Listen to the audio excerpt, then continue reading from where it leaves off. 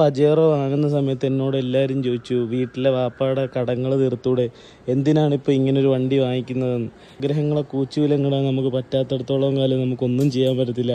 ലക്ഷങ്ങൾ കടമുണ്ടായാലും വണ്ടി എന്ന് പറയുന്നൊരു വികാരമാണ്. കുഞ്ഞുനാൾ മുതൽ നമ്മൾ ചെയ്തിട്ടുണ്ട്. ഇപ്പോൾ മുമ്പ് ഞാൻ ചെയ്തിരുന്ന കാര്യങ്ങളിപ്പം എൻ്റെ എൻ്റെ ചേട്ടത്തിയുടെ മോൻ ചെയ്യുന്നത് കണ്ട് ഇതേ സാധനം തന്നെയാണ് നമ്മളെല്ലാം ചെയ്തുകൊണ്ടിരുന്നത്.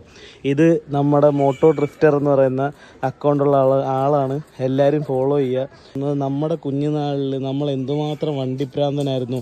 നമ്മളുടെ ജനറേഷൻ ആഫ്റ്റർ ജനറേഷൻ അതിനെക്കാട്ടി വലിയ വണ്ടിപ്രാന്തനാവും എന്നുള്ളതിൻ്റെ ഉദാഹരണമാണിത്. ആഹാരം വേണ്ട, ഒരു വകയും വേണ്ട, ദാണ്ട കുഴി കുഴിച്ചുകൊണ്ട് ഓഫ് റോഡിങ് പഠിക്കുകയാണ് ഇവിടെ ചെയ്യുന്നത്.